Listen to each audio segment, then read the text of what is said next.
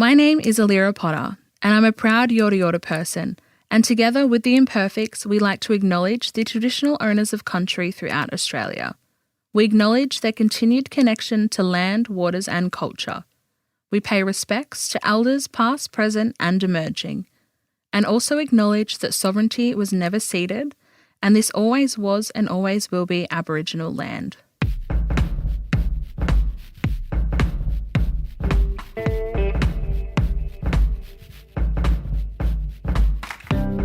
We're all imperfect, and on this podcast, I'll be chatting with a variety of interesting people who are willing to make themselves vulnerable by sharing their own struggles and imperfections. Then we'll discuss the invaluable takeaways we can all apply to our own imperfect lives. I'm Hugh Van Kylenberg from the Resilience Project. And I'm Ryan Shelton from my mum. And I'm Josh from Hugh's mum. And this is The Imperfects. Hello. Hello. How are you? Welcome back to Australia, into the studio. We've done that actually. We've actually done that. Yeah, we've done that, but it's good. It just feels new. It just still feels nice to be in the studio, able to touch you both. Yeah. Which, as people don't know, is a tradition. We often just touch each other, just to connect. How are you, Josh? I'm pretty good. I've been I've had this weird headache for like 2 days that is really. Oh yeah, you sent a message. What was the headache? I still don't know what it is. Like last year, I went to the doctor with the same things, and he sent me to the hospital straight away because he said it's meningitis.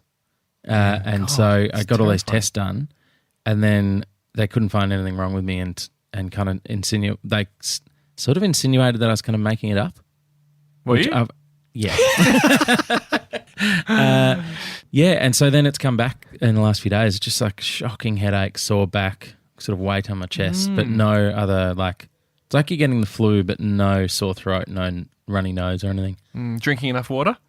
It's a good chat. I actually, so why am I talking about this now? We should really explore this a bit more. Yeah. Sorry, actually, why am I bringing this up on the podcast? Maybe we push Nazeem to next week. And let's explore Josh's headache. Yeah, let's do an hour on headaches. Who's had the worst one? Top 3 headaches of the year. Call in. Let's set up a phone line. Call in. Top 3 headaches. Explain your headache. Anyway, it's been bad, but okay. Move on to something else. Are you good now? Yeah, I've got a lot of drugs in me, a lot of painkillers. Okay, good. Yeah. Wonderful. So I'm all right. You good, Hugh? I'm good. Yep. Had something amazing happen today. Yeah. Which is a very rare thing to happen, but can I... Sounds like content to me. The audience has been sufficiently warmed up with headache chat. Yeah, do we need this story? We probably don't. No, I would like you guys to guess. It's a game. I'd like you both, you get 3 guesses each, and the game is, what did I see today? An aths track. I did, but, okay, I'll give you some... It's something that I have only ever seen, like, in real life, I don't know, 2 or 3 times before in my life. So I'll tell you where I went maybe, and you guys get 3 guesses each of what I saw today. Mm-hmm. Okay. I went to Terra Twilight, a cafe. Yep. Then I came into the office and I did a podcast chat with someone. Mm-hmm. I then went to the Astrack. Mm-hmm. So correct, but that's not the thing. Mm-hmm. I was there and it's in Collingwood, about 15 minutes from the CBD. I then went to Chibi, which is another cafe, and I had a coffee and just did some work. And then I came in here. This is as good as my headache. Yeah, I know. I'm going to just swerve back to headaches. Just take this turn off. Oh, here we go. This is us. Headaches. Guesses. Did you see? What did you say? A double rainbow? Wow. That'd be good. I mean, it needs to be something like that to bring this back. No. Did you see a celebrity? No. Did you see my dad? No. Would have been, I've only ever seen him once or twice, and that's a good guess. Well, he's like a unicorn. Yeah. Did you see a... Scared the hell out of me. There's a clue. Oh, was it like a big police operation? No. Can I... This is your last guess. Okay, last guess. Okay. So make it good. A finger bun. I mean, it's an out there guess, but can you imagine It's if it was right? It's sort of like a finger bone. Okay. Josh, your last guess, but don't listen to that clue because that'll really throw you off. It's not really like one. Scared you? A clown? No. I saw a snake a foot away from my foot. In the city? At the Collingwood Athletics track. I was leaning against the fence and I heard this noise in the bushes right next to me. And I thought, oh, there's a bird very close to me. I'm surprised it's not scared. Yeah. And then this snake, this ginormous snake just slithered out. You know what sort it was? It was like no, I want to say tiger snake because that's the only one that it could. No, I have no idea. Anaconda? It's the only one I know. Anyway, it's had the unexpected effect on me. Well, first of all, terrifying. Yeah. Absolutely terrifying. But the effect it's had on me is very unexpected. The effect it's had on me is I want to tell everyone. I've been telling everyone. Yeah. Everyone I see. Yeah. Well, when you've saved it for the one piece of content for this whole episode. Second bit of content. Oh, true. Okay, guys, just for this Naz episode, obviously we open with headaches, but what else can we... Well, we should spend a couple of minutes of you guys guessing something that you'll never get. Let's talk about Nazeem. Yeah. Nazeem. Now, I'd met Nazeem a few times before I knew Nazeem. This is the first time we met Nazeem. And I'm so glad you guys got to spend time with Naz because isn't he he's an angel of a man. Yeah, we love him. We really love him a lot. What a guy. Yeah, because after you guys recorded the chat with him and Hugh, you were like, oh, I want to be friends with Naz. And I wasn't surprised because I know Naz and he's a lovely man. And then when I listened to the first chunk of this interview and you guys were exclusively talking about running and diet and weights, it all made sense. Like, yeah. And don't tune out now, Naz fans, because we have trimmed a bit of that back because it was a little bit, we just went on it for a little bit too long. Yeah, but it was very interesting. I'm glad that you guys connected. Did you like him, Josh? Just couldn't find any common ground. No, I really liked him. We went for a little. We went and got a coffee beforehand, and he was just. I couldn't believe how the lack of ego in the man. Yeah, he was just like such a warm, welcoming, lovely person. Yeah, it was really. I'd love to see him again. Yeah. He was there was no performance element to him at all. He was just turned up as himself, and he's a very special person. Yeah. So we hope you enjoy this chat. There's some really, really interesting stuff that comes out of it, I think, which would be great to chat about afterwards. Great. Anyway, we hope you enjoy this chat with Nazeem Hussain.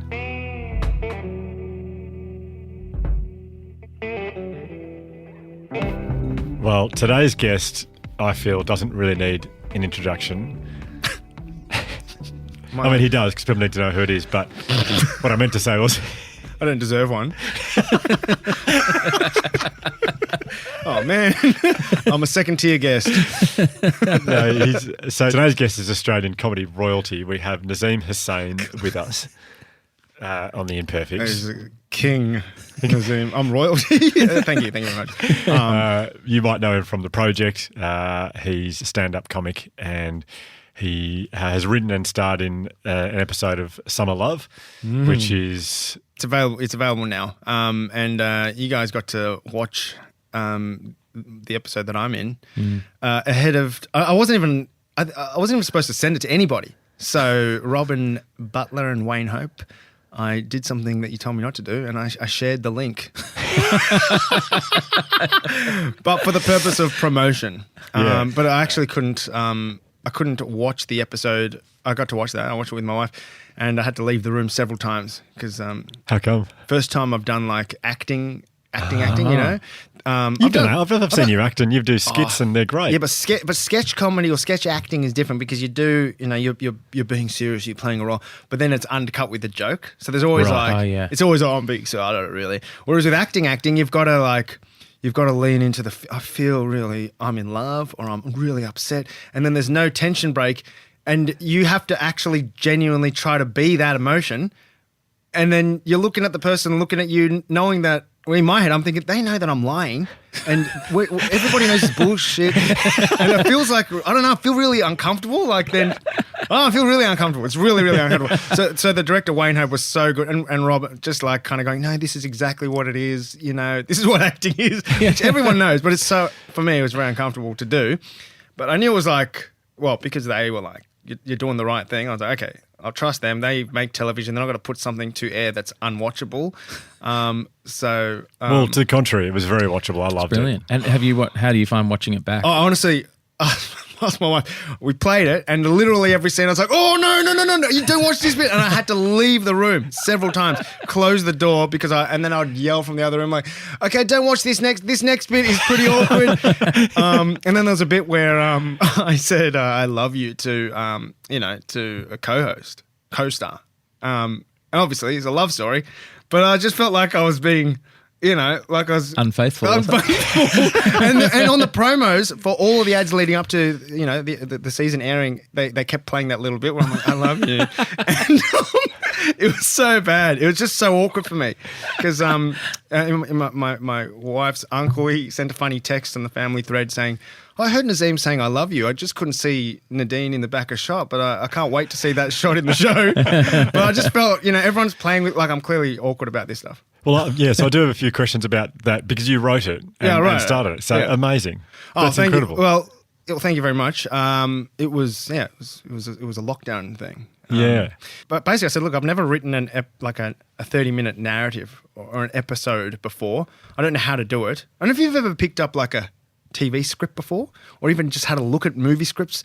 Yeah. They just look like you've I've seen some of Ryan's before and I don't, it's like a different, it's a font that I've never seen used the before. Font. Oh my God. Formatted weirdly. And the font, the format, like just knowing, like some things are in capital letters. And it looks really daunting. And I was like, for me, the whole thing looked like something that only very qualified people who have done this for many years know how to do. Should be able to do, Yeah, should be able to do. So I felt like completely inexperienced. Were you just writing it in notes, like on your iPad, like in the notes section, just writing that? So I was like, look, I don't know how to do this. And they said, well, walk your hand. And what I found is that actually, anyone can write a script. The font is half the thing. As soon as you use the right font, it suddenly looks like a script. You're like, oh my God, that's all that's been holding me back.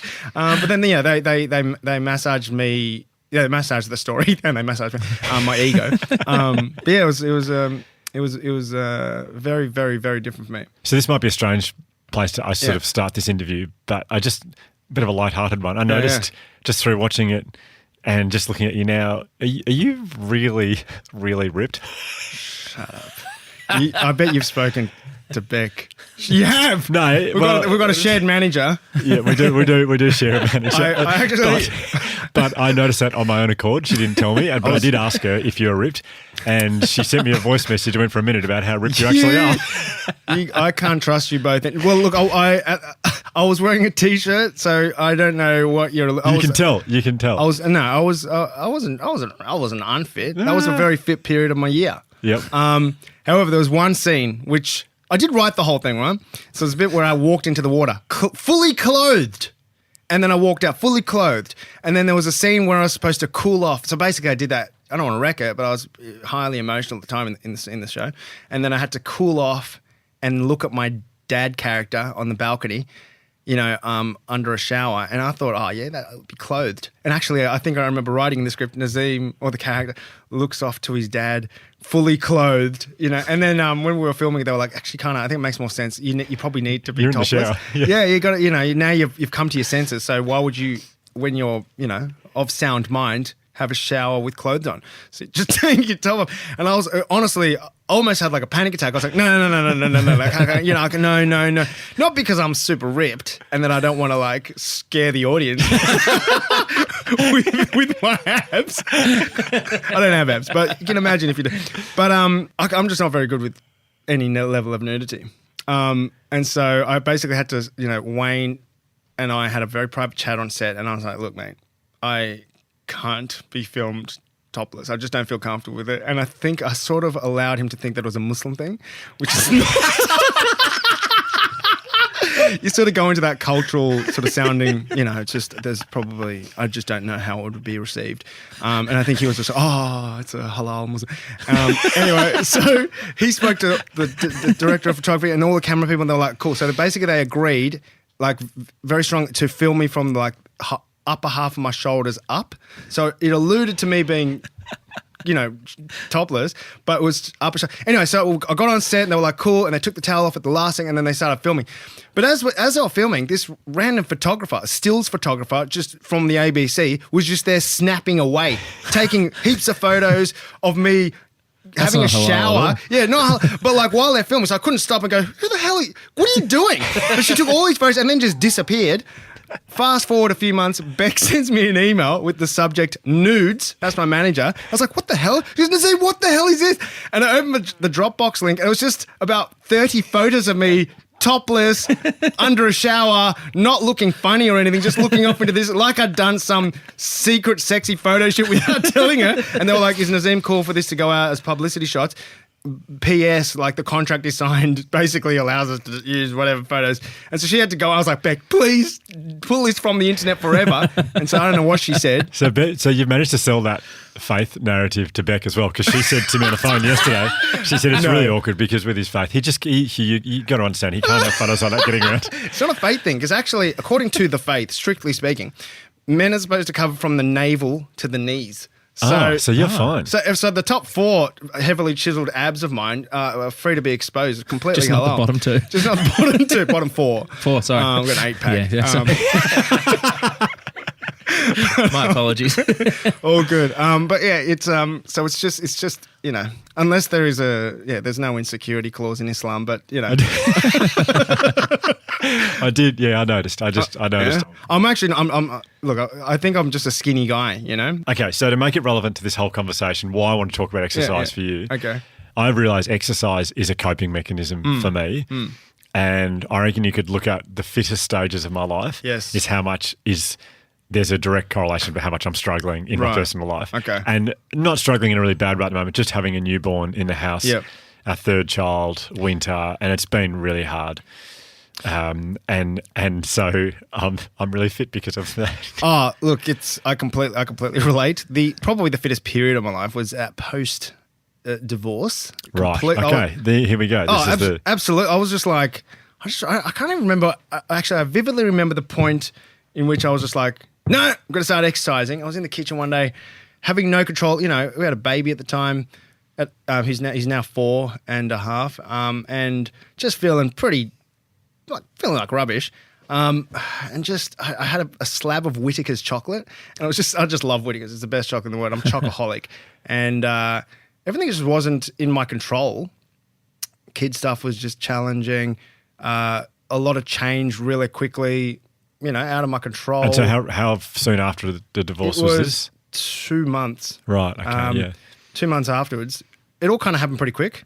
For me, anyway. I suspect not for my ex, As we probably know, I think women probably are aware of an impending breakup well before men are, often, if we're, talking in general terms here. So for me, it was all like, whoa, whoa, whoa, whoa. And then... normally I feel like I've got a grasp on a lot in my life, and that just kind of it blindsided me, it just felt like didn't really have a firm grip on much or anything. But yeah, chocolate was bringing me immediate joy, such great mouth joy, and but then I just remember one day, I don't even know what it was. I was just like looking at myself in the mirror, and I was like, oh yeah, you've really stacked it on. Then I went to the kitchen and I don't know, I was making food and I was holding and I just remember going, what the hell? No, you know what? Stuff this. And I threw the Whittaker's chocolate on the couch. How dramatic. From the kitchen to the lounge in the next room. And I was like, nah. And then I picked it up later and, put it in the cupboard. But I was like, that's the last slab. And then I just chucked all the junk food away and started going to the gym and signed up to a personal trainer who I still use to this day. And just kind of become a bit obsessed. Mm. Probably in hindsight, quite obsessed with exercise and nutrition. Mm. Not obsessed, I wasn't I didn't have eating disorder, but I became quite into it. It became a special interest of mine. So I was like, all right, what am I eating? What's healthy? And really just making that a focus of my life. It was something that I could control and I could do daily and track. I'm very into Excel spreadsheets, put it all in, the apps, my fitness pal. Yeah. I had an Tracking Excel your spreadsheet, calories tracking my calories, all that kind of stuff. Knowing when I was blowing it out, but that's all right. We'll talk about averages, all that. The PT was really into evidence-based training, and he's a great guy. Good chats as well, and you feel good after exercise. It's a thing to talk about with guys. You start to look at yourself in the mirror, feel better about yourself, feel like, you can get back on the horse. The whole thing, it just sort of turned, it probably coincided with a change in my outlook. But yeah, definitely, you're right. Correlated with a difficult time. Challenging time. I don't have a lot to offer in this conversation. Well, I'm not really. Do you go to the gym? No, I've always had listeners would know, I mentioned it on the podcast, but I've always had a pretty fraught relationship with exercise and gym and stuff, and I've never been able to embed any kind of schedule or like any. I reckon I've had periods where I've done it for like 6 months and it's felt really good, but then I've fallen off the wagon, and every time I've fallen off, is that the phrase? Fallen off the wagon? Yeah. Fallen, yeah. Off the wagon. Because you want to be on the wagon. Yeah. It's not like a paddy wagon. Yeah. It's a good wagon. Yeah, it's a good wagon. Yeah. Wagons don't have a good rep, do they? Well, I want to be on the wagon, but it always feels, every failure just feels bigger. Yeah. So I'm like, I just don't know. I failed 20 times. I just don't know if I'm going to ever be that guy. Yeah. Even though I'd love to be able to tell people I had 8 abs. Okay, I don't, but by the way, I just don't know how to take your compliment. I don't have 8 abs, and I don't know if I am ever or have ever been ripped. But yeah, it's a tricky one, because I've done the same thing, fallen off, and then just gone. I'm probably a bit of an extremist. I use that word carefully, but but I'm all in. And then I'm all out, I'm on the wagon and I'm right at the front, and then I'm like, get the fuck off this thing. And then I hate that F you, the wagon. But I'm like completely on and on. But I feel like what I've learned over the time that I've started being a bit more of a fit guy is that you just sort of gotta show up and just do something. Yeah. Like even just a 10-minute something is better than doing a zero, just not doing anything. So even if it's just like walking around the block or anything, I feel like even if I'm just eating like crap for a week, I'm like, I feel kind of a bit incomplete if I don't just do something, anything. Yeah. But yeah, that's probably, I don't know. I would be happy to chat exercise the whole time, but I think most people wouldn't be happy if we did that. But can we go back to your episode of Summer Love very quickly? Yes. I'm interested to know about the character you wrote about, a father figure. Well, your dad in the episode, and we were talking about difficult times and coping. And I know you went through a challenging time during lockdown with your actual father. Are you happy to talk about that? Yeah, sure. So my dad passed away last year, just over a year now, of COVID in Sri Lanka, and that was found out about. Well, actually, I was on the project a Sunday night, I think it was. I got a text literally as the show was last 10 minutes. Someone saying, or like one of my dad's best friends, your dad's unwell. We'll keep you updated. And I was like, I don't normally hear from his side of the family much at all. So I texted saying, oh, what's wrong? And then the show finished. And then by the time I got home, I was in the driveway, literally in my project clothes, saying something like, it's bad news. Oh, it's not looking good. We'll keep praying. But they've just found antigen in his bloodstream. And I didn't know what. I was like, what does that mean? And then he goes, and I said, what do you mean? And I said, COVID. And I immediately was, he's been double vaxxed. He'll be fine. But he very quickly in the space of like nearly 1.5 days just deteriorated and passed. Geez. But yeah, he's like a liver transplant recipient. He's had like heart operations, lung operations. So he was like in that worst category, or the most vulnerable one. But yeah, I remember like at the time, so it's just hour to hour sort of contact. It sort of seemed like he was going to be okay. They were like, we're trying to get him into hospital, but all the hospitals were overwhelmed. And it's not like, I don't know if people have been to Sri Lanka, but it's... Is this in Colombo? In Colombo, yeah. Sri Lanka, I think Sri Lanka actually exports doctors around the world. Like they're very, very, medically, they've got great facilities, but it was just overwhelmed, and the government has been slammed since. And, the current president and prime minister have fled because the whole country was upset with the way they've handled stuff recently. But they didn't take decisive action during the Delta outbreak. And so suddenly there was this huge wave and hospitals are overwhelmed, and literally they couldn't find a bed for my dad anywhere. They couldn't find, and, my dad is kind of a connected guy. He's like, he knows everybody.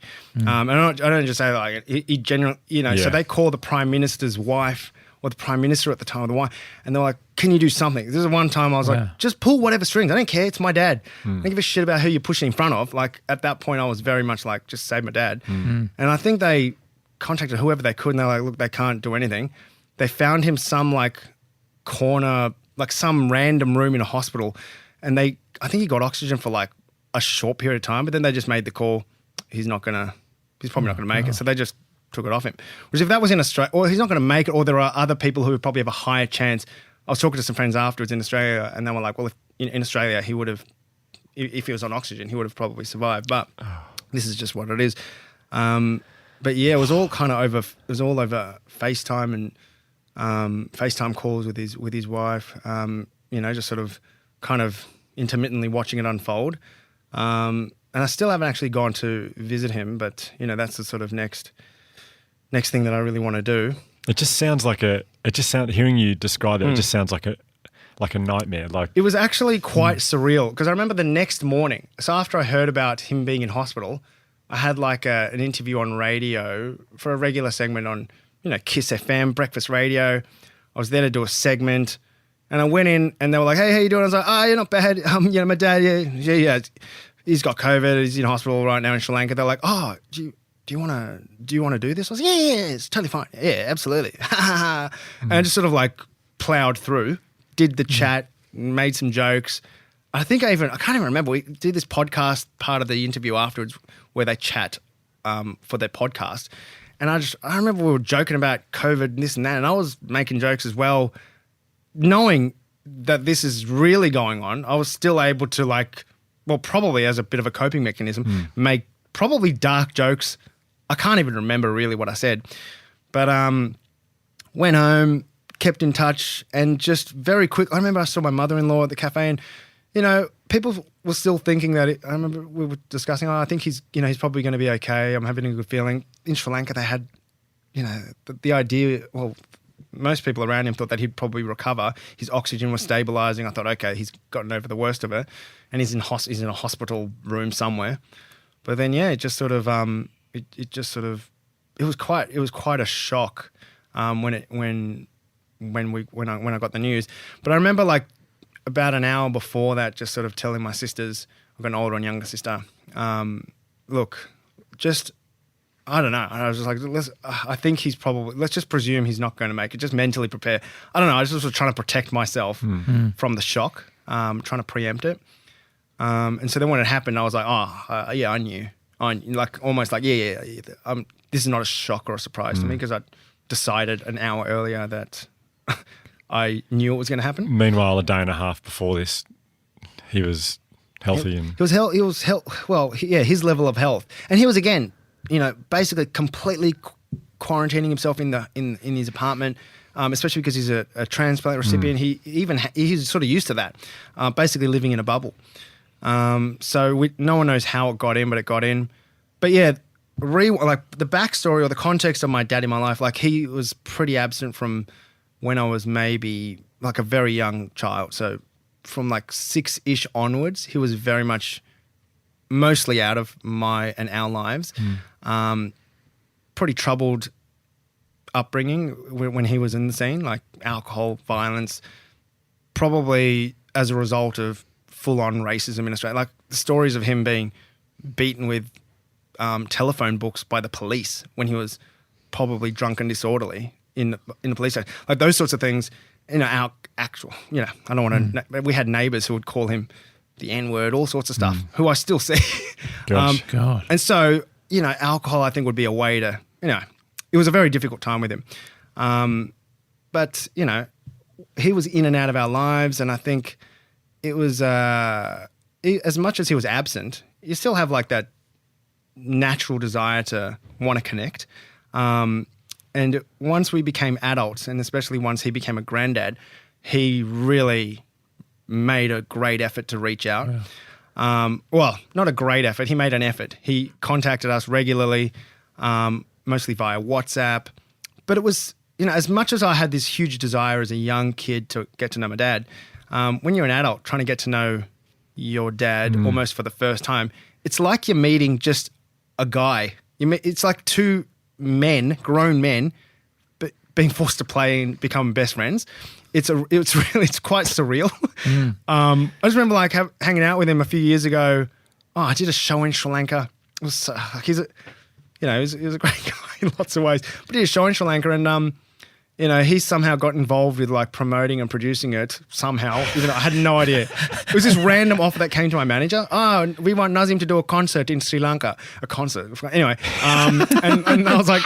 And what was your dad's job? Sorry, So I had no idea. So basically, it's just random offer. Do a concert, a comedy concert in Sri Lanka. Everyone loves Nazeem, and Beck gets all these random requests from places all the time, and half of them sound dodgy and just like amateur.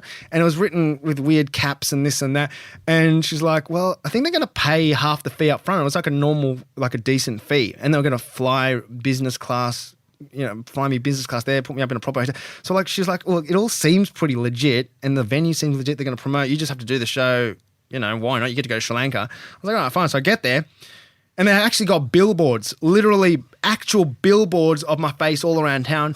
They had like a press conference at the hotel for me to do comedy, like I was a boxer. There was me with the two promoters. Doing funny things. They're doing funny. They're like, "Mr. Hussain, what sort of jokes can be expected?"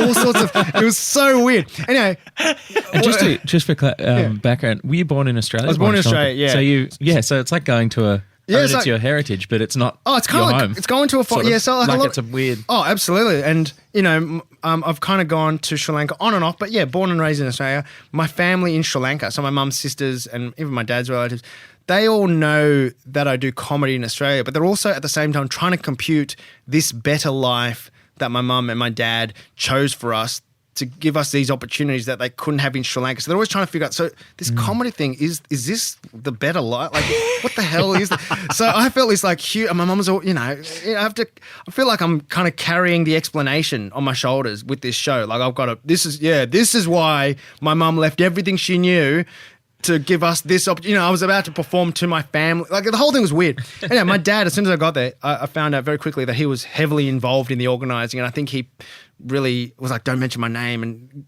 right.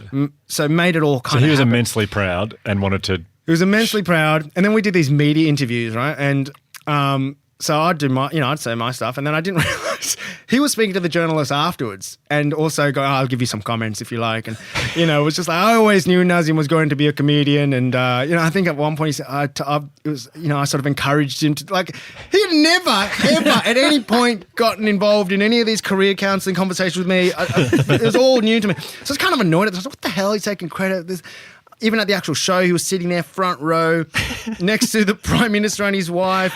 And Prime Minister, was it? Yeah, but it was on these wooden thrones.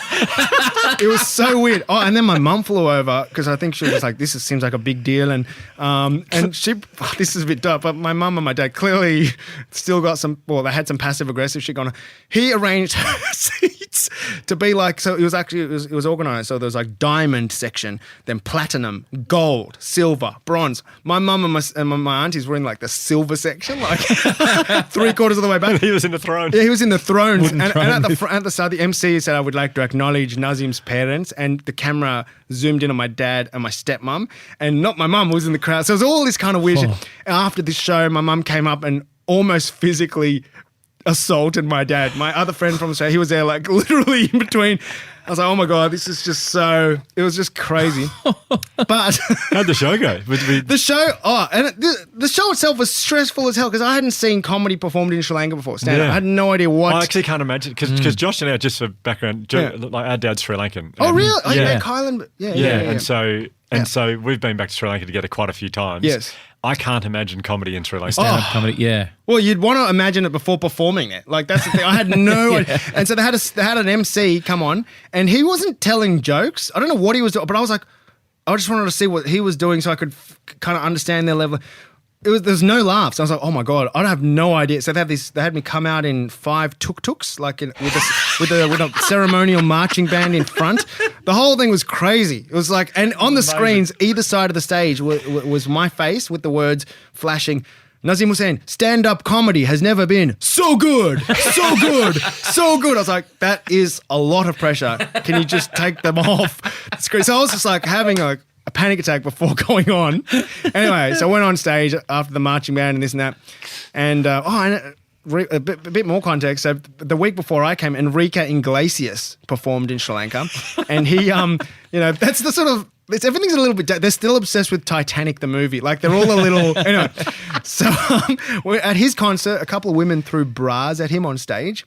And the president at the time the prime minister cracked it, saying, this is really immodest or something. He said, and he tried to quote some old school, I think, please excuse me, Buddhist thing or something. He said, I'm not saying the people that threw the bras and Enrique should be beaten with poisonous stingray eels, but they should be very ashamed or something. And he made this as front page news in Sri Lanka. So when I performed, so I got on stage and didn't know what to say, and I saw the president and the prime minister and his wife in the front row. And there's army on the edges, and I just say, "Hey guys, very, very great to be here. Listen, if you get excited, that's all good, but if you get too excited, don't throw your bras at me." And then I looked at the prime minister's wife. I said, "You can throw whatever you like." And I was like, "Oh my God, am I about to get in prison?" And everyone waited, gasped, and she started laughing. Then everyone laughed, and the whole thing was. But yeah, they laughed very easily. The jokes were so like. I could tell a basic joke and I felt like a rock star. They were like, oh my God. Like they hadn't seen anything. So like I was the introduction I felt to stand-up comedy in Sri Lanka. So now they've probably Googled better stand-up comedians and they're like, we got ripped off. But it was great. I got in right at the start. But anyway, so my dad was very proud and so I've sort of made a bit of an effort in the last bunch of years to to get closer with him. Wasn't easy, but I feel I did that mostly for myself, just to, again, kind of regret proof myself. I was always very scared, genuinely, probably one of my biggest fears that when he passes, I would be so angry or upset at myself for not like trying to connect with my dad. I was worried that I have like deep dad issues and or I would just suddenly realize, why did I waste this opportunity? Or he's been reaching out. Why am I still holding on to this anger from my childhood when he left and all this sort of stuff? So I kind of feel like that worked. Yeah. Really putting in some effort, but yeah, still difficult. Do you feel like you were able to mend that relationship? Is it mended or is it still? It's a tricky one.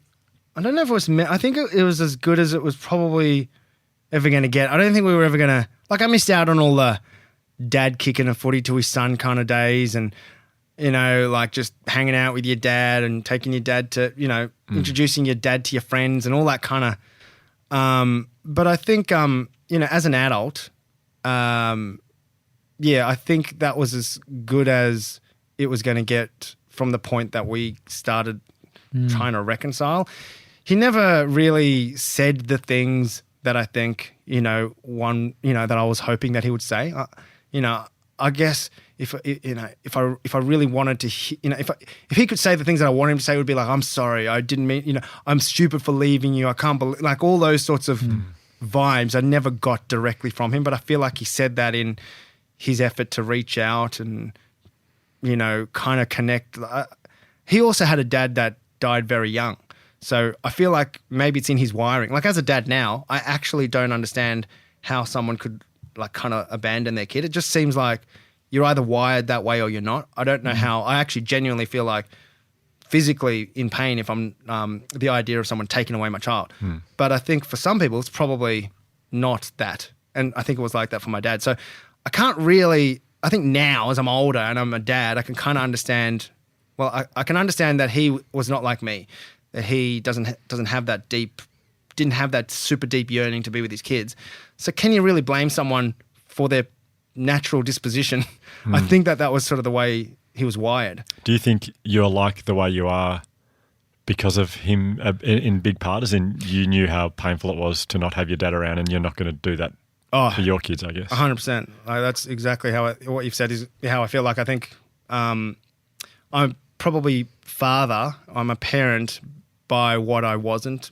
Yep. So yeah, I'm very, very tactile. I tell my kids I love them all the time.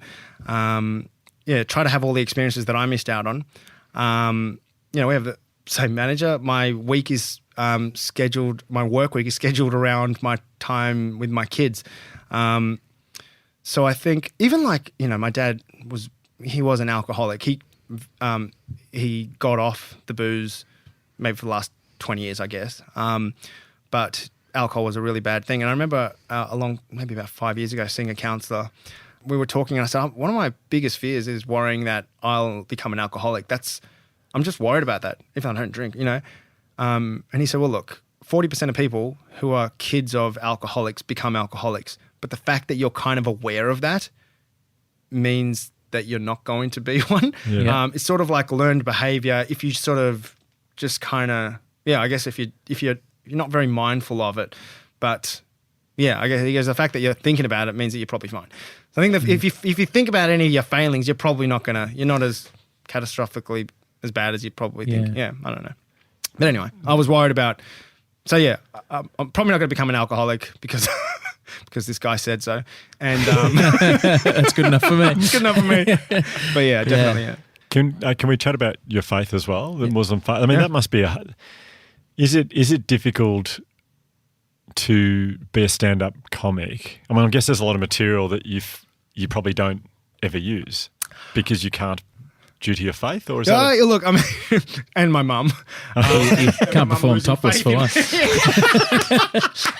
That's a big not loss below for the everyone. navel. Yeah.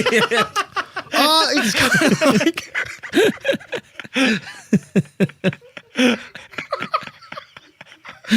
Oh my God. I mean, I'd sell tickets. I don't know if I'd probably get refunds actually. You said there were 8. There's only 6. There's one. I will be there. I'll come. Thanks, man. You got a beard. People think you won. I'm Muslim. Sorry. Okay.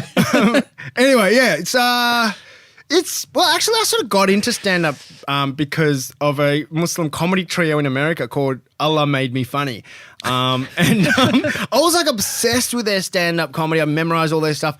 And I used to kind of do, I guess, what I thought was stand-up. I'd do comedy, or MC community events at the mosque or community centers. So when the projector would break down, they're like, get that funny guy Nazeem up to talk shit to the audience. So I'd be up there and just be like, oh, look, you're bald, and just make really whatever jokes, just anything. And then they came to Australia and they were performing at His Majesty's Theatre, or like a 2,000-seater venue. And they said to the promoter, who's the local Muslim comedian? And then everyone was like, oh, that Nazeem guy. And this was like 2005, I think. And so they got me to MC at a 2,000-seater venue. Wow. And a lot of people in the community sort of knew. I mean, How old were you then? Oh God, do the maths. Put you on the spot. Well, I'm 37 now, so 20. Yeah, about then. Yeah. So I was mucking around already, but I used to do videos and all sorts of silly things. But yeah, so I just got up on stage, started telling stupid stories, and people were laughing, and I was just, very much doing my own thing. And then afterwards, those 3 guys, one of them in particular, Preacher Moss was his name. He sat me down and he said, yeah, it's good stuff. Stand-up comedy is pretty writing intensive. Like there's a kind of a way to, there's a process and you can refine. And so they kind of, they mentored me genuinely. Wow. And sort of taught me that stand-up is a craft, that you don't just get up, you don't just riff necessarily and tell long-winded fatty stories. But yeah, it was just like, so yeah, it was basically because of them that I really started to think about stand-up, but I never really, so yeah, like I've always actually done stand-up probably for the Muslim community and brown people, non-white, like just in those sorts of spaces. And community work, I was a youth worker, so kind of dealing with young people, they're only really going to listen to you if you're making them laugh. So I'm just like an idiot generally. Yeah, it's like a performance a lot of the time. Yeah. And you know that they're listening because they're laughing. So that's just like a way to kind of keep checking in. But yeah, it was only really like kind of by accident. We sort of entered the Melbourne Comedy Festival or the Fringe Festival, and then people that weren't Muslim started coming to the show, and it started, so it was sort of like actually no, there's not much wrong with doing comedy as a Muslim, but I think doing comedy in the broader scene, it's like for non-Muslim comedians, there's often the pressure to, or I don't know, I sometimes get the feeling that like people, I remember when we first started, we were selling out shows, me and my friend Amir and Muhammad, a lot of other comedians who I now know and don't know that I knew that they said this were like, oh, they're only selling out because they're performing to their friends and their community, you know, they just get people to come back, or it's just their family. And so I often feel this like challenge to have to prove to them that like I'm as good as you are. Just, you know, they, so what does your audience look like in general then?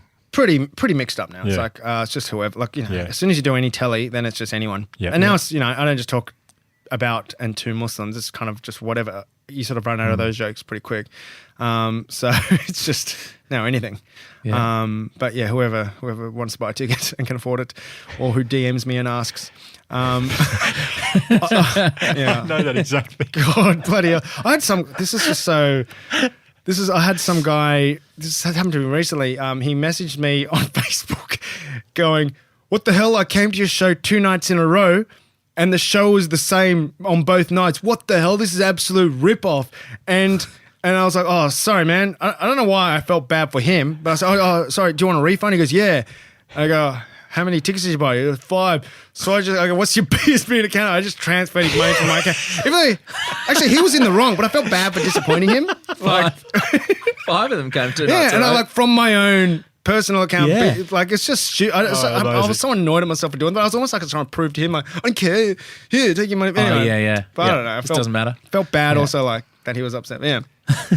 Quote unquote, Beck is our manager.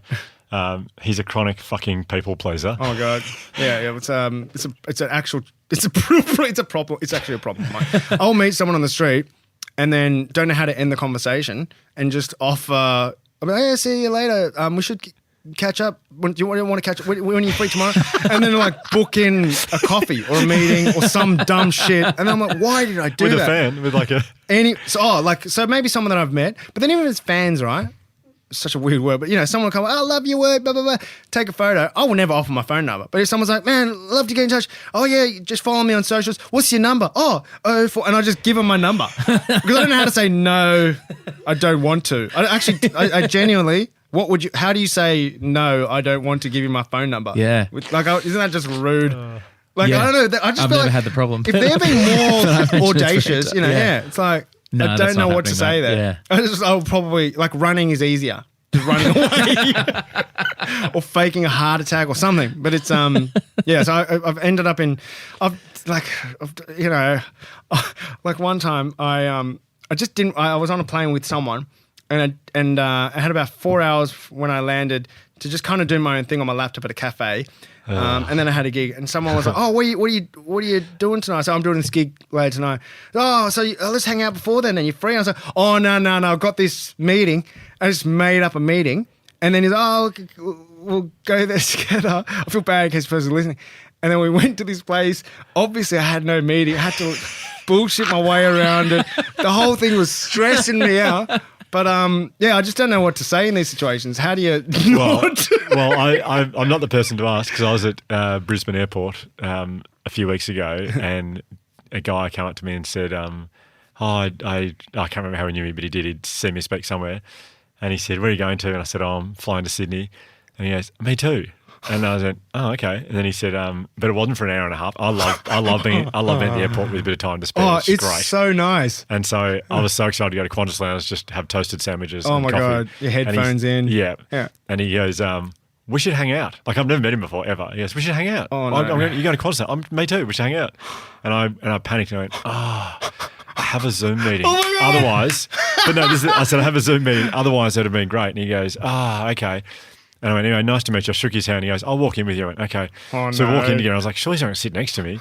He didn't sit next to me, but he sat facing me about 5 meters away for an hour and a half. I had my headphones in and I was pretending.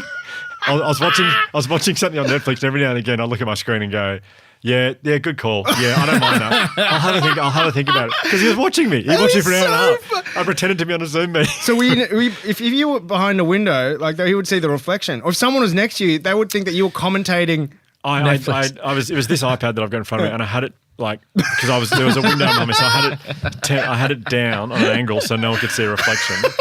And there was a lady about 2 seats away who, I don't know if she did, she was like, that guy's talking back to his Netflix show. He's having a conversation with his Netflix show. But I was like, I just have to do this. So for an hour and a half, I was going, look, I'll have a think about it and I'll get back to you. But that's not a bad idea. But isn't that like Leonardo? But it's so much more. I would actually prefer doing that to hanging out with someone that you don't want to. Easily. Yeah. It was a no-brainer. I was like, well, not a bad way to spend an hour and a half pretending. But what would have been the better way to like?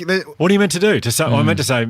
I asked someone the other day, look, you know what? Yeah. I just need this hour and a half to myself. Yeah. I can't do that. There's no way I could say yeah. that. Or Minor detail, was he a Qantas Club member or did he go, I'm getting in with him? Oh. Did he come in with you?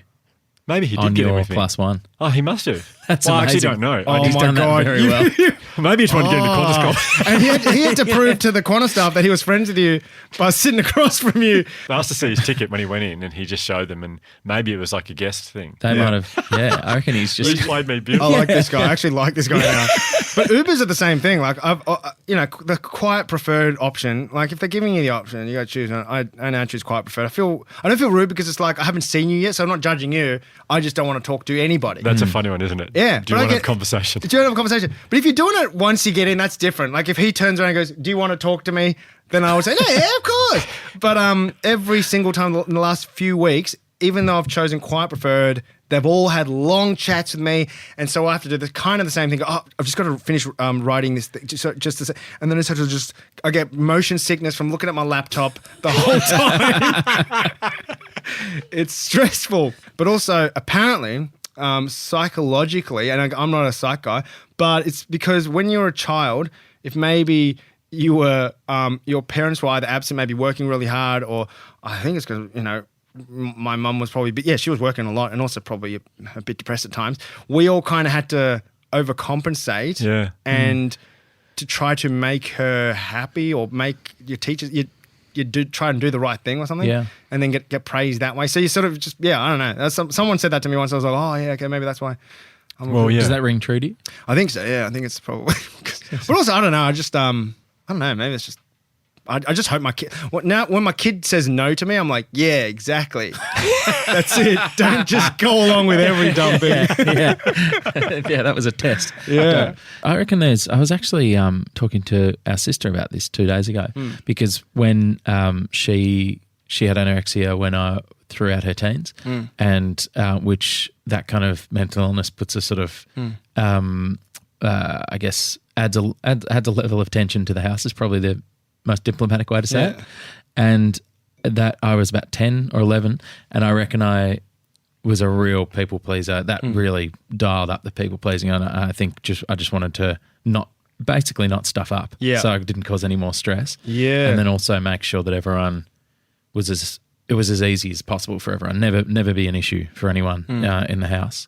And but I was talking to her about it going, I wonder if that was always there and it just sort of got dialed up a bit or whether that was implanted at that point. I don't know. I guess a psych would be able to tell you if it's just sort of... Yeah, I mean, I feel like there's probably like a healthy level of just wanting to not be a dick and make someone feel good. But then, I don't know, like almost it being tied to your sense of, I think there's signs of people is if you feel really anxious, if you feel like you've offended or upset someone... like that, you shouldn't feel that unreasonable level of discomfort when you might not have pleased someone. Yeah, I think I've gotten better as I've gotten older. Like, just because I feel like I'm tired, like I've got like kids and busy and all that kind of stuff, and I get to a point where I'm like, I just don't have the energy to get upset about that anymore. Does that make sense? Yeah. It is pretty exhausting. Yeah. So, and then you get so annoyed at yourself, like, for just going along, like you don't like the decision you've just made. And then you have to then follow through with it. Well, and why is it that I don't know, it sounds like I might be putting words in your mouth, but to me, you don't like the reason you behave like that, and then it becomes this big you feel like it's a real weakness or something. Yeah. Which is strange to think that trying to make other people happy I view as a weakness anyway.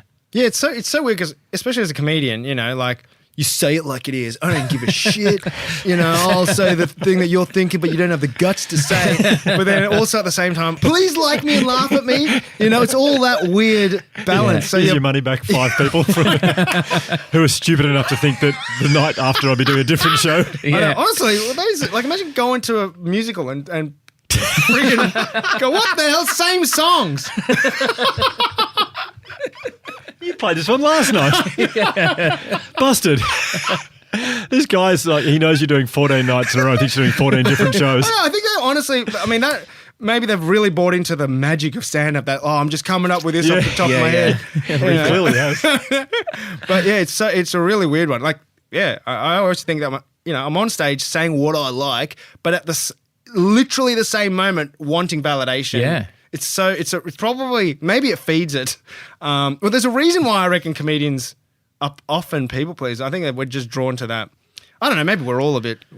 Yeah, it is. It's a sounds like a paradox that you've got these two things going on, but maybe they're exactly that. It's a self-fulfilling prophecy of like, please like me, but I have to say shocking things to get you to like me. It's this like, yeah, or not shocking, but Yeah, you kind of have to be like, if you're an artist, you sort of, you have to be creating something original and different and new, and maybe something that, is necessarily going to, annoy people, because otherwise you're probably not saying something different or new. Or, I don't know. I feel you've got to bring something new into the world, but at the same time, you have this real deep desire to belong and be liked, and and be liked by your peers as well. How do you I've heard comedians say that it's like one of the only art forms where you get like just absolutely immediate feedback on your on what you like. Yeah.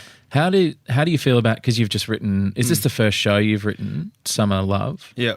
How do you feel about the feedback loop on that? Are you stressed, or like how's it? Oh yeah, it's on, like anything for TV is so weird, because if there's a studio audience, you kind of get a sense that was funny. But if you're writing anything, like a sketch or just even on the project or anything or Summer Love, there's way more people watching, but you have no idea how they're receiving it. And I kind of really want to, which is why it's so bad. Like Twitter is almost like the way that you can kind of hear from the audience, but that's also a really bad thing. You should be listening to toxic environment. So toxic. Like I was talking about it to a friend the other day. When you finish a gig, you just normally, when I finish a gig, I walk side of stage and wait for the audience to leave, and then I put my headphones on and maybe try and get out through a back door or whatever. I don't want to hear the audience, but sometimes in really weird rooms, you have to walk through the audience to your car, and and when I'm doing that, I'm like, hey, I don't want to hear what you're saying. And I literally just say that, don't talk about the show. I'm right here. I'm walking through it. Because I don't want to hear them say, that was great. Or, yeah, that was okay. Oh, sorry for bringing you to that. Oh, he was so shit. I hate it. I don't want to hear what they're saying. So why do I give a shit about what they're saying about me online? Like it's... Well, it sounds like it's because you don't get that. Because you've already, this is a guess. Oh, yeah. Because you're performing live, you've already gotten the feedback. Yeah, you're right. Actually. Whereas when you're on TV, you haven't had it, so you're seeking it. You're right. I shouldn't do TV anymore because it makes me insecure. Sorry, Beck. No, I shouldn't. It's bad for my mental health. It's so weird. Like, I guess the healthiest option is to just make art and don't care what people think. But to do TV means you have to want people to like your work, and therefore you're performing for an audience, aren't you? Yeah. So it's being a performer or anyone putting yourself out there is probably it's just.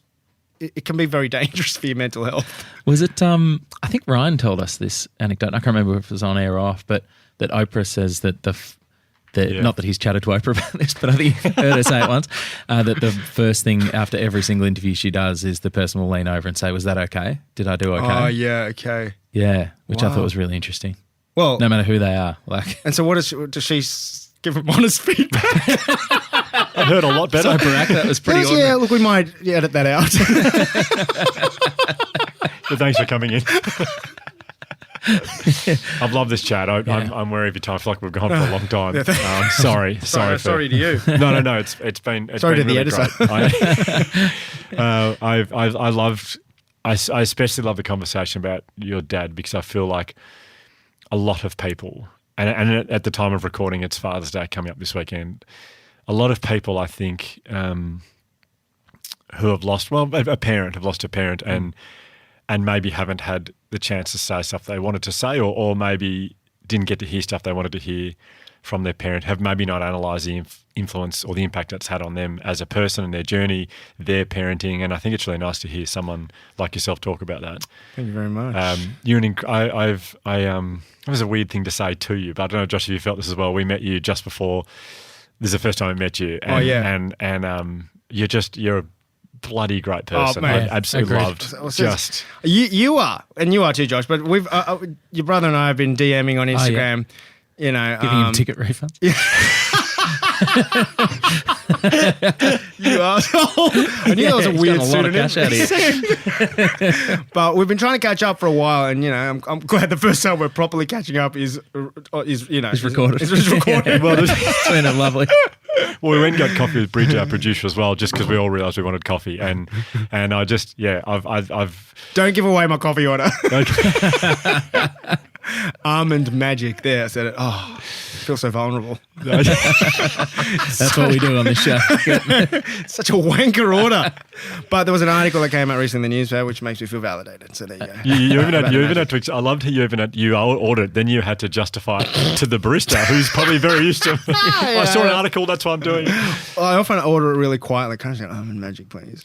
But now, there are people like me. Anyway. But I know Josh and I feel the same way about the same people. So I know I'm speaking on behalf of both of us here. Yeah. But when you meet someone and you just instantly you go, this is a fucking great person. Yeah. I know you. Josh and I are feeling I'll please you people. I know that as soon as you leave, we're going to talk about how good you are. But so you and I walked together on the way to the cafe. On the way back, I tried to position myself so Josh could talk to you. I was like, Josh is going to spend time with this guy. He's amazing.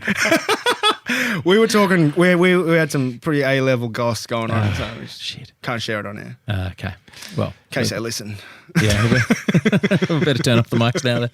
Nazeem, you have pleased us immensely, Thank and you I so have much. no doubt you've pleased our audience as well. So thank you so much for being yourself. And thanks for having me on. I feel like saying good luck, but I don't. Oh, you have a book coming out. Yeah. You have a kids book coming out, which I can't not mention. I've got a kids book coming out. It's called Hilarious Hyena. Scholastic is putting it out. 1st of October it's in stores, but you can pre-order right now.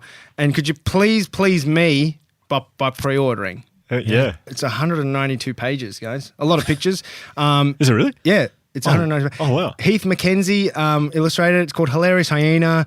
It's about a pranky, cheeky hyena and his family, and he gets into all sorts of mischief. So if you like kids' books or if you have kids, this is the book Awesome. for you. I'm wondering how many adults are going, that sounds like a good read. It's I great. thought you were going to say the price then. It was $192. Oh, happy to take that. But no, I need as many sales as possible so that I can make up the advance that they've paid. And what was the inspiration behind writing it? I think one of the inspirations was in The Lion King. You know the hyenas? They're the bad guys, right? But actually, what is their crime? They just want to eat. And they're just villainized for just wanting food.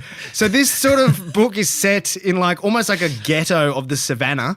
And this is a hyena named Harry who's just, a kid in this big, basically kind of ethnic hyena family, just trying to live like a lion. He just has aspirations to live rich. But the grass is always greener is the moral, I guess, the first book. But I don't want to give it all away. Yeah.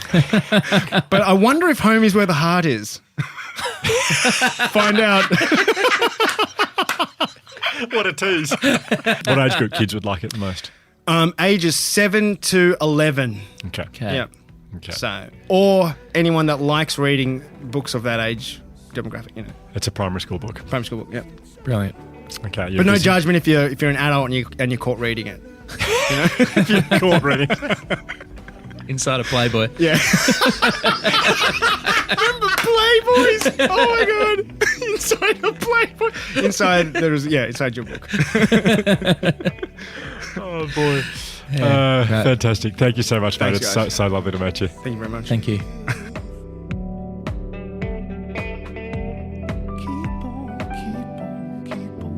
Well, as another person, I am equally pleased with that.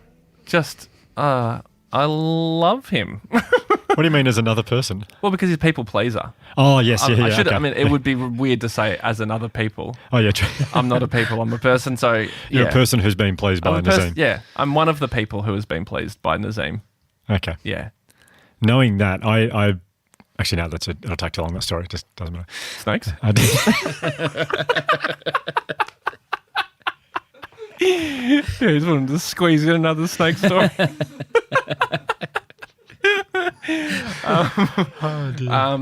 But yeah, I mean, like that. I mean, I think I did. I knew that about Nazeem's dad, but I don't know Nazeem well enough to know the whole history of with his dad. But God, what a traumatic thing to go through, and particularly so quickly. Like for something to happen like that so fast, and on the other side of the world, or in Sri Lanka, terrifying. Yeah, and just the added component of having quite a troubled sort of relationship at times with his dad as well, I think just adds so much to that. Yeah. That's actually sort of what I wanted to talk about. A couple of years ago, I was reading a lot about the influence parents have on us, our relationship with our parents, be it a very good relationship or a troubled relationship. They still have this big influence on us as people in our own relationships in so many different aspects of our life. And I remembered reading an article, and the article was entitled 7 Sneaky Ways Our Parents Are Still Influencing Your Life. And it was by a lady called Susanna Weiss. And we'll put this in the show notes. But 7 sneaky ways? Yeah. Oh. Yeah, 7 sneaky ways. Yeah, okay, great. Yeah. I guess that's a bit clickbaity. I guess it kind of helps sneaky. You could take out sneaky. You could easily take out sneaky at work. Let's take it out. I don't want to be clickbaity. 7 ways. 7 ways your parents are still influencing your life. Yeah. I mean, you could replace sneaky with shocking or unbelievable. Yeah. You'll never believe number 6. You will believe number 7, though. And I thought what I might do is just go through those 7 things very quickly. Yeah, great. In fact, the article begins with her saying, long after we stop living under our parents' roofs or depending on them financially, our feelings often remain tied to them in ways more than we realise. Even when we're not thinking about them, our parents impact our decisions well into adulthood. This can be good and a bad thing, but it's important to become aware of it so that we can figure out when it's good or bad and act accordingly. It kind of reminds me of the inner critic, inner parent thing that we were talking about with Dr. M a few weeks ago. Yeah, totally. Whenever that was, yeah. It's actually very. There's I think it's number 6, Josh. I think that is actually very much about that. So, wow. So you will not believe. Yeah, exactly. Or out of all of them, you will believe number 6. Yeah. Oh, yeah, because you've heard it before. Yeah. You will believe number 6. Oh, I love that this is a top 7, though. I can't help but get attracted to I love lists. Yeah. Lists are good. Yeah. So just in summarising this, in the article, they quote professor and psychologist Jennifer Noble. And she says, a parent need not be present to remind their adult child of the issues that were created. The experience, if never repaired directly with the parent or through therapy, will continually play out in the adult life. So the ways parent issues can still show up in our adult life could be career choice, need for achievement, work ethic, partner choice, eating habits, emotional assertiveness, codependence, self-sabotage, empathy for others, being a team player, procrastination, being a control freak, and more. So basically, everything. Basically everything. As I was reading that, I was thinking that is everything. Yeah, so it's like your entire identity is sort of shaped or can be shaped by your parents. Yeah. By their opinions or by the relationship you have with them, the relationship that they have together. Yeah. So before I jump into the 7 ways our parents influence our lives, I'm just picturing our mum and dad listening and them going, oh, here we go. What have I done? Here are 7 things I've done. This is not just a mum and dad. This is all parents. All parents, good or bad, have this influence on their kids. You can be the best parent in the world. I mean, you could be Penny's dad. Penny's dad was actually Father of the Year in 2005. So he was Father of the Year? He was Father of the Year, which is more amazing because he wasn't captain of the Australian cricket team. Australia-wide? Yeah. You know, they remember that Father of the Year thing? Yeah, of course. Yeah. It usually went to Steve or Ricky Ponting or Tubby Taylor because it was an Australian cricket captain thing, which is ironic because for dads who are away for 300 days of the year. Get Father. I'm sure the wives love them getting that. Yeah, I reckon there was no – I think we'd stop conflating like ability to face a short pitch barrage in the West Indies with being a good dad. Yeah. But what's so he won Father of the Year. Yeah, I think it's 2005, 2006. And Penny always says, "Oh, no one asked me. No one asked my opinion." Yeah. So how do they judge it? What's it based on? Well, it used to, but now I think they actually give it. Not that Rob didn't deserve it. He's a wonderful, wonderful dad. But well, he was a well-known individual. He was like quite a famous man. So he was CEO of Vic Health. So doing great work. I think that's when they went, we can't just give it to Australian cricketers. Yeah. Who's another famous? Someone working in the health industry. He'll be good, and he's wonderful. He's an incredible dad. Yeah, I benefit from him being an amazing dad every day. So even someone like him, the way he parents has an influence on his kids, and he was a wonderful dad, is what I'm saying. Yeah. Okay. And I'm currently having influence on my kids, and they're only, 5, 2, and 2 months. So it must be a big. Does it play on your mind, as both of you are dads? Does it play on your mind a lot how everything you're doing could potentially influence them long term?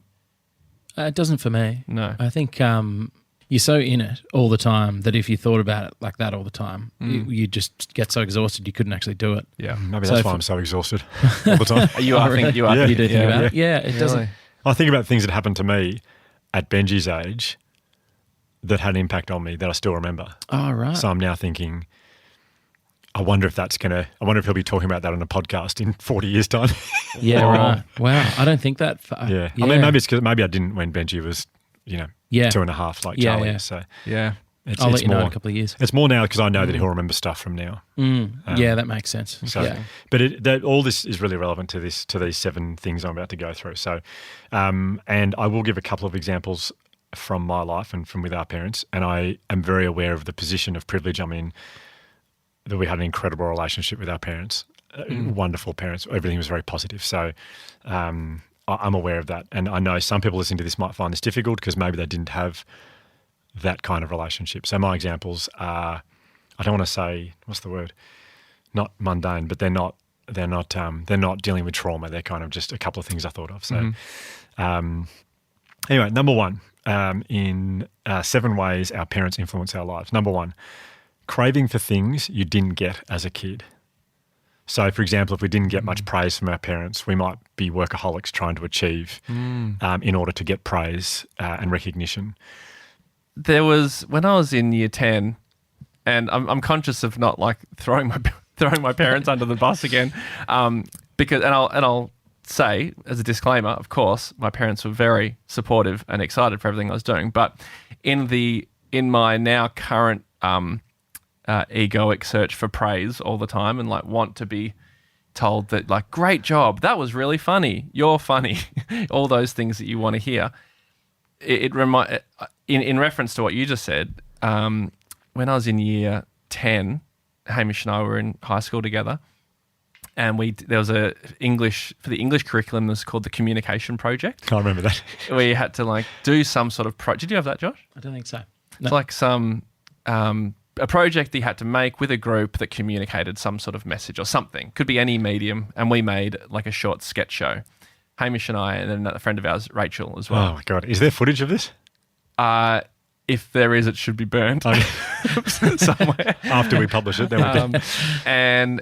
And we were going to show it to the entire year level as part of the project. It's like you got to show it to an audience. So it's got to be communicated, So we were going to show this 45-minute sketch show that we'd made to our entire year level at lunchtime.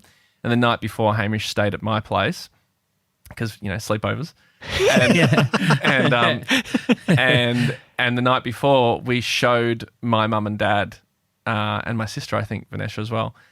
And we had like a screening for them the night before we were going to show it to everyone. And we put it on, like Hamish and I were sitting there, and we showed the whole thing. Not one laugh throughout the whole thing.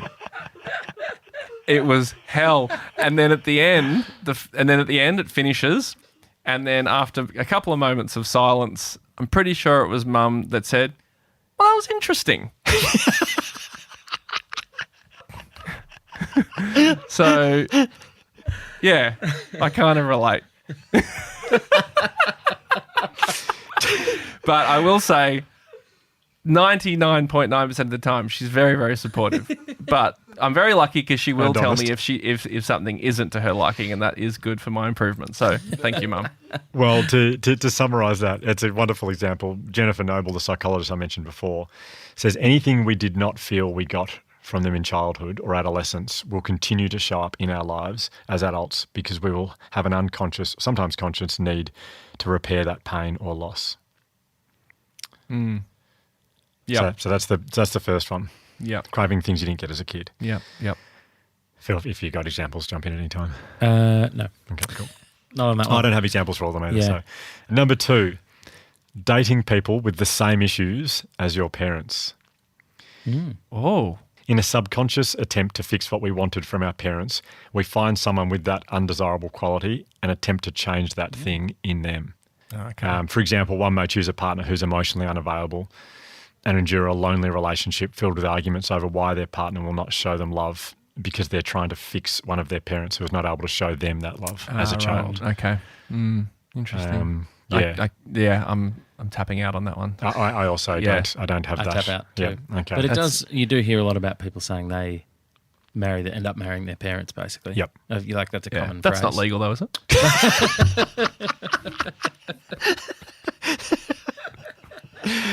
But you do hear that people say, "Oh gosh, I've married my mum or my dad." Yeah, or whatever. Yeah. Oh, what a horrible accident. It's quite the process to go through too. Oh no. I've Dad. married my dad. Yeah, we were all there. It was a massive function. 300 people there. God, it cost a fortune. You didn't realise. Okay. Oh dear. Okay, number 3, viewing yourself the way your parents viewed you. So childhood expert Barbara Harvey says the way our parents talk about us forms the basis of our identity. I'm watching the way I speak to Elsie right now because she's sort of like a COVID baby. She hasn't had the normal socialisation. And so when people come and speak to her, I've noticed she's quite shy. And because it can come across as a bit rude sometimes when she doesn't say hi, I feel the need to jump in and explain and say, oh, she's really shy. But I feel like if she keeps hearing me say that, she'll start saying to herself, hey, I'm a shy person. I'm shy. That's who I am. I'm shy. And then just accept that that's just the way that... And so I think the way we hear ourselves talked about has a big influence on our identity. Number 4, keeping secrets. Psychotherapist Karen Koenig says when people keep secrets from the world, we're often really just keeping secrets from our parents. The example she gives is we may not be open about our sexual orientation because we're afraid basically it'll get back to our parents. So what we feel like our parents shouldn't know, we just don't tell the world, which I think it kind of links to vulnerability. And I was reading another article about this, and one of the things that came up was it was another list of things that our parents, the influence they have on us, and one of them was vulnerability. Our ability to be vulnerable a lot of the time comes from our parents. So not so much if they are vulnerable, it's how. So if our dad, for example, tried to be vulnerable in front of our mum and our mum sort of shut it down, I was like, what are you doing? Just toughen up or whatever. We see that and go, oh, okay.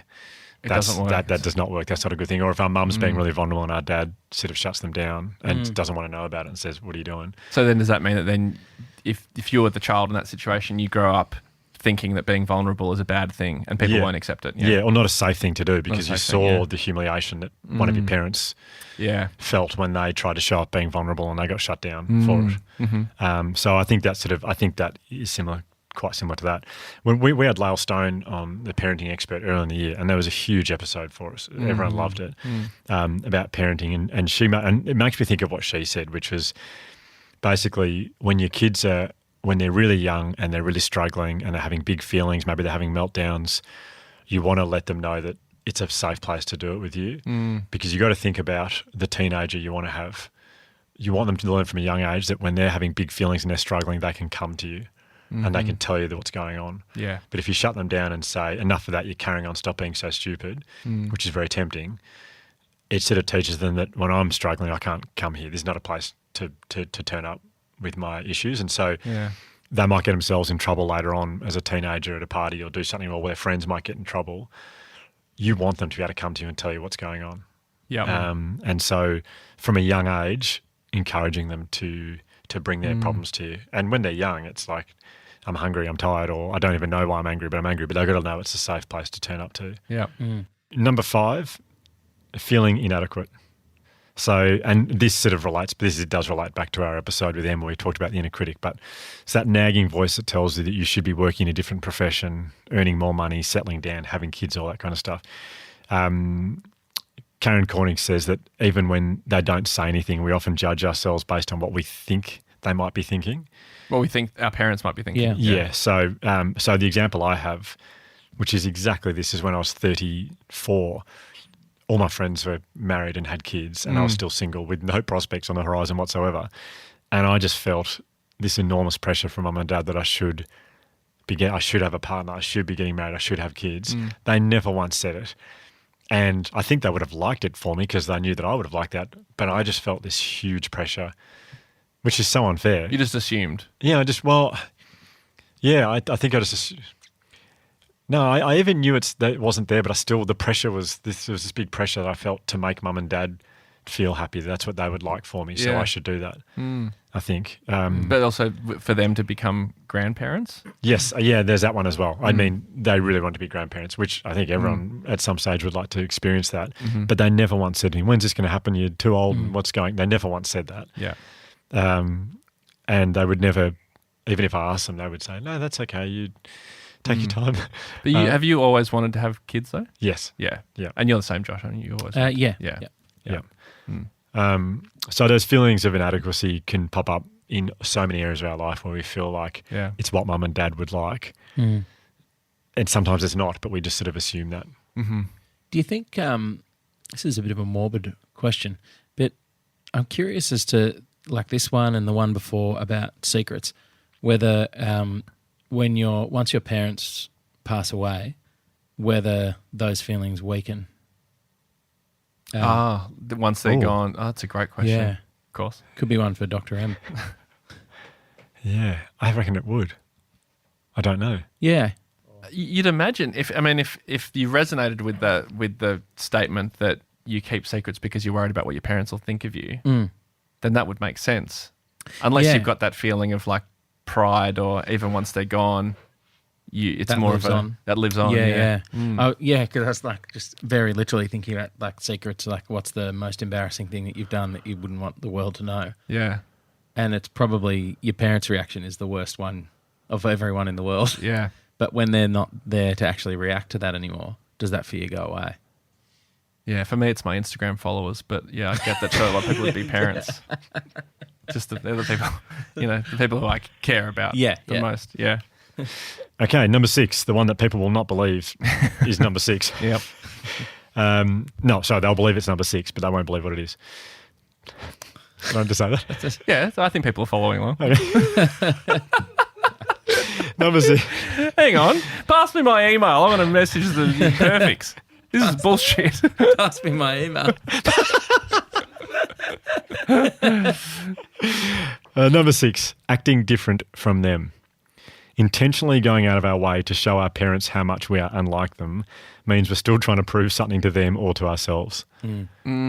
So I relate to this deeply, and Josh, you will probably know this as I talk about it, but I learned from a young age that when I was outgoing or confident or spoke to lots of people, or Dad seemed to be quite impressed by that. Oh, yeah. I think because Dad is not an outgoing performer. I wouldn't say he's necessarily shy, but he's certainly not a loud person. He's a quiet person. Yeah. And I just noticed that when I was the opposite of that, he seemed to be really impressed by it. I think deep down I'm a really shy person, but I've willed myself to not be that because Dad just thought it was so impressive, I think. Yeah. And wow. So, because it was so unlike him. Yeah. He was like, oh, wow, to do that is so brave. Yeah, probably. I think so. Like, how did my son be like that? Yeah. I think. I don't know. I could be totally wrong. I reckon that I've got a bit of that as well, actually. Yeah. Really? Definitely. Not necessarily, I guess, trying to impress them, but it's also trying to be special. And trying to be special in their eyes, probably. Yeah. I think my way of doing it was doing the thing that to them seemed impossible. Yeah. I reckon that played a big part in continues to play a big part in what I do. But to me, it's more with Dad, and if we're walking somewhere and we see a stranger, and if I talk to them and have a good conversation with them, I feel like Dad is like, gosh, he would assume the person would probably not want to stop and chat because Dad's such a humble man. He'd go, why do you want to stop and talk to me? I wonder if there's also an element that I wonder if my dad or mum were like a very successful, they had like a huge career as a performer, that would probably change the lens to which I look at my career through. Yeah. Because I guess the pressure of, being same or different, there's more to take into consideration as opposed to just doing it. And it's like, well, there's no precedent here in my family. Yeah. So anything is impressive Yeah. as opposed to like, oh, well, Dad hosted Hey Hey. Daryl Summers' son. That'd be a real shock. Yeah, Dad. Yeah, I've told you my dad's Daryl Summers, haven't I? I told you that. But yeah. My mum's Rhonda Birchmore. Wow, what a power couple of the 90s. I'm imagining you with much longer legs. Oh, yeah. Absolutely. And an insane ability to spin a wheel of ducks. Okay, and the last one, number 7, is an issue that we have talked about a little bit on this podcast, is perfectionism. And I just want to read directly from this article here where psychologist Paul DePompo is quoted. He says, we often strive for perfection because deep down we want our parents to be happy with us, or we feel inadequate because of the way they talk to us, and we're trying to feel better about ourselves.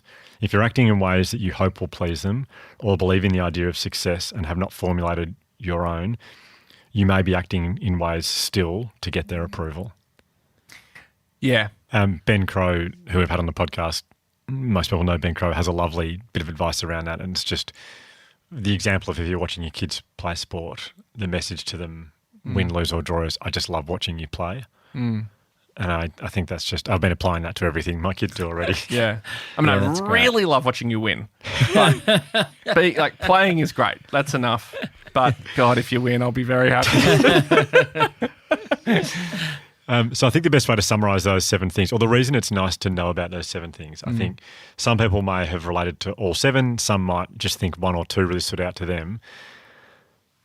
But I think in some way we'll always be influenced by our relationship with our parents, but at least being aware of these factors will perhaps help you to establish the difference between your parents' beliefs and your beliefs, if that makes sense, like understanding what's dictating your behaviour or your actions. Is it mum and dad's expectations or their beliefs or the stories of my past? And then working out what your own beliefs are. Oh, that's interesting. And then living by those. And that's where therapy can be really helpful. Totally. Yep. Well, I'm very grateful for Nazeem for taking us to that place. I think it's a great topic, and he was incredible. We haven't acknowledging I would love to talk at some point on this podcast about the healing benefits of weights and running and all that kind of stuff. You would like to talk about that? I would. I wanted to do it today, but I thought that was maybe a bit more of an important one to talk about, relationship with parents. But it's so good for you, I'm telling you. Have we had an Academy of Imperfection about that? No. Well, it seems like an obvious one. Arnold Schwarzenegger. Yeah. Get the Schwartz on. No one calls him the Schwartz. G'day, is this the Schwartz? It's Shelt Dog, mate. Do you want to come on the pod? Yeah, cool. There's a lot to be said for lifting up really heavy things and repeatedly and putting them down again. I got to say, I mean, we don't want to go down this tangent now, but I got to say, the few times I have done weights, I have felt real good. Yep. Yeah. I think I'm yet to get to that, but maybe we need an academy to talk me into it. Okay. Yeah. Someone give Schwartz a call and we'll get him on. Cool. Anyway, thanks, guys. Thank you, guys. Thank you. See ya. Bye.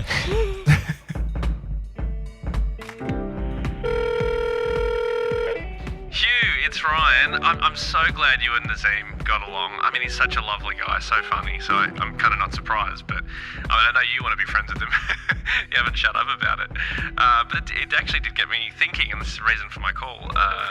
It's a bit awkward, but I was just wondering whether there should be a finder's fee, for the person who introduced two people who got along really well. It just, I don't know, it just sort of jumped into my mind. It's like, it seems weird for there not to be some sort of reward for the guy who made the connection in the first place. So, look, ball's in your court. I just thought I'd just bring it up, and rather than this thing bashing around in my head. But yeah, just have a think about it.